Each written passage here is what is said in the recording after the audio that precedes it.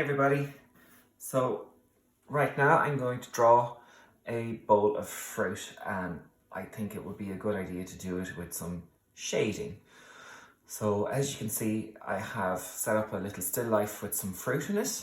I've chosen very simple fruits. They're all mostly kind of oval or circle shaped. So I've apples, lemons and limes.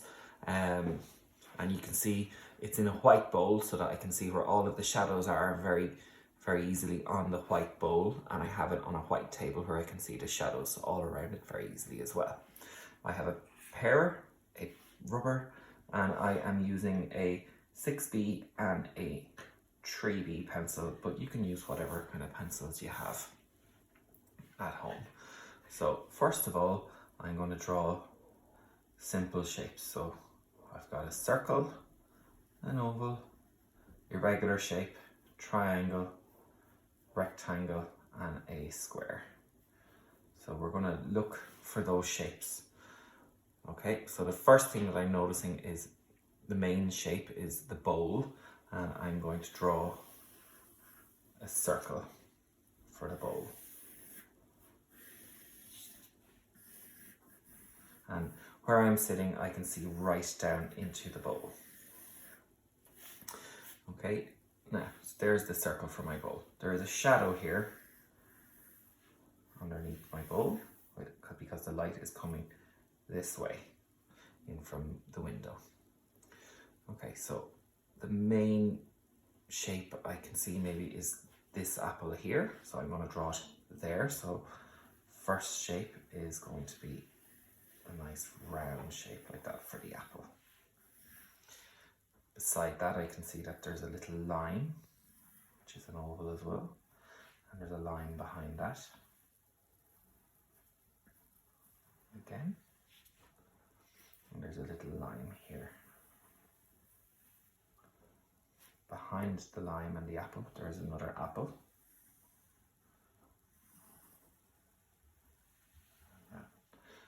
Is about there, and then the lemon fits in here, like so.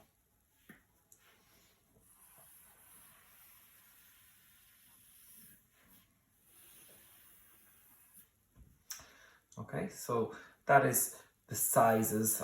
I'm quite happy with the sizes of everything. I think that's okay. The shapes and the outlines aren't quite correct yet, so I'm going to look again and I'm going to draw a nice neat outline. So I'm going to start again with this first apple. I can see after noticing now that there was a little stem inside of the apple, and I can see that there's a shape there where the stem is growing down into the core of the apple. I can see that it's kind of a bit, not a perfect circle, it's a bit irregular in shape, and I can see that it's got little lumpy bits down the bottom, and it's going more pointed down the bottom here.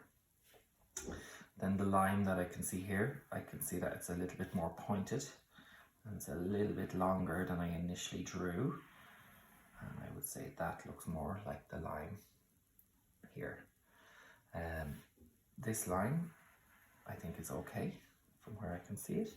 The lemon has a little part that sticks out here, a little lump on it, and it's got the little rind there. And along here it's got another shape that sticks out from there. Otherwise I think that's okay for the lemon shape. This apple, again, it's got a wavy edge there, and it goes down and it points in, and I can see that it has the little stalk coming out as well from here. And then this line, I think that line, the shape is okay as well. So now I have outlined my still life. So I'm much happier now with the outline. I think it looks more like the still life that's in front of me. I'm going to try and draw the edge of the bowl now neatly. And from this angle, I can ever so slightly see the side of the bowl there going down. So I'm going to draw that in. I can see that there's an edge here too on the bowl. Okay, So now I want to look for some shading. So when I'm shading, I'm going to show you some shading. This pencil is a 3B, and I can get it to go very dark, and I can get it to fade into medium, and if I'm very, very careful when I use it on its edge, I can get it to fade to nothing. 6B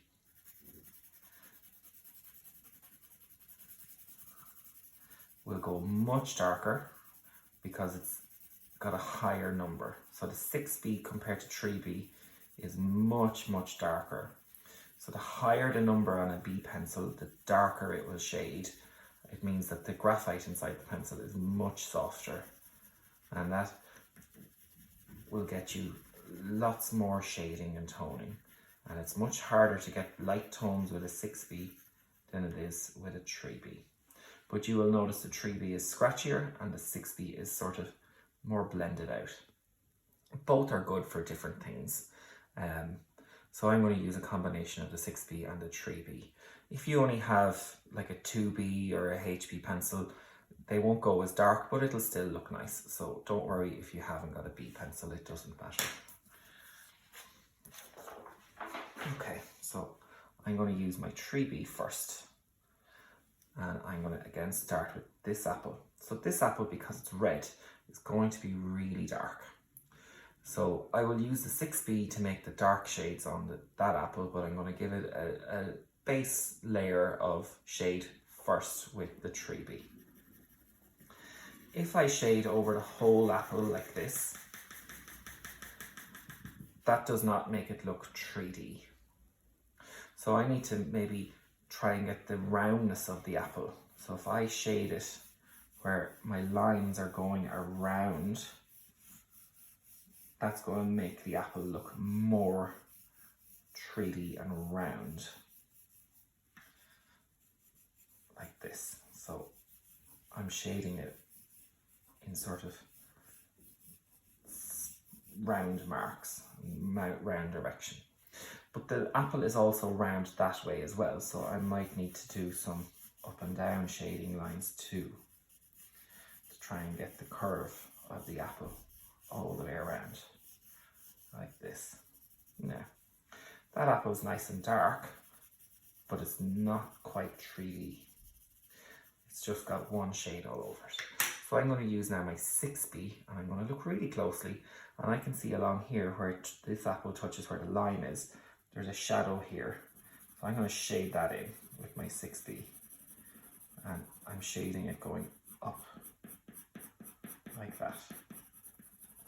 And I don't want that to be blended out, I want that to be really, really dark, like that. Okay. Along here I can see that there's another shadow, and it's going up and down the apple too.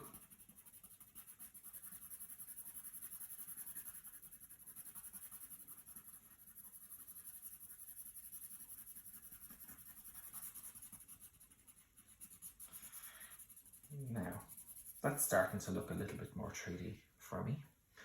I can see that there's shades going down. There's little lines in the colour on the apple, and that actually helps me to kind of figure out how to shade the lines in the apple. So I'm going to try and match those lines. If you look really closely at the apple that you've picked, you might see those lines too, or similar lines.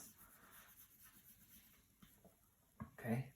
Now I'm going to shade some line going around like this, and in here I can see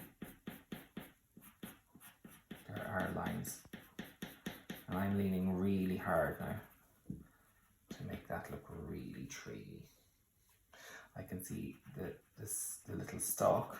I'm going to make that really dark because it's a brown shade. I can see that there's a little shine on my apple there, so I'm going to use the rubber now to draw the shine in, and I can see that there's another shine here. I'm going to make it shiny there, and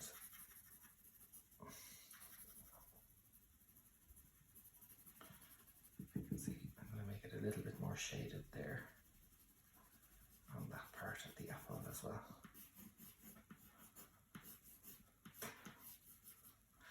Now, I think that looks quite good. So in here, that shape is quite dark on my line.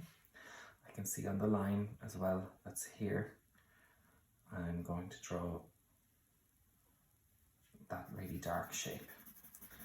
Because the light is coming from this side, going across the still life that way, it's very shaded underneath here. I can see there's a dark shadow underneath the line in the white bowl.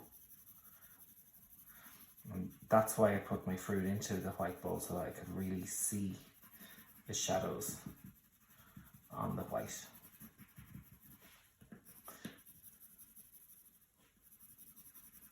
And I'm using a 6B for anywhere that's really, really dark, so that I can really, really see it quite good.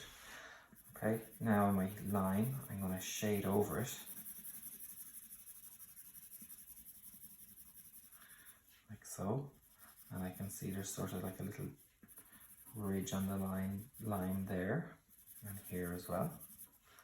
And I'm going to change to my 3B now to try and get sort of a softer effect.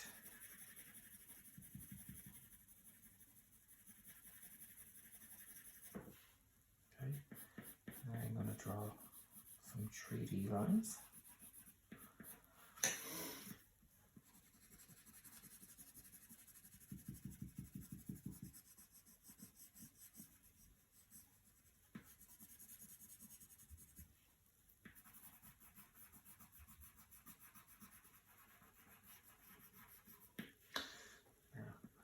See, there's little speckles on the line where there's little holes in it.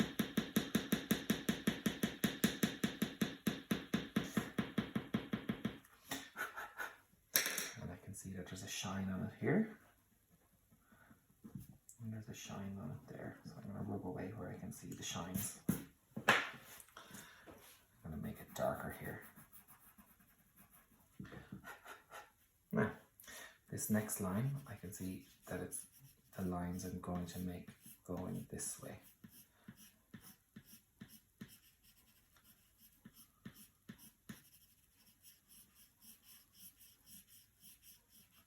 So I'm going to shade that in.